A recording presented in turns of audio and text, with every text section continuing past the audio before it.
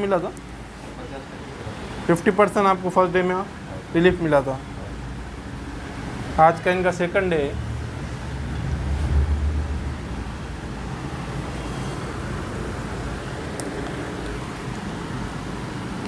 ये मसल्स काफ़ी स्टिफ हो चुके हैं, मसल स्पाज़म है।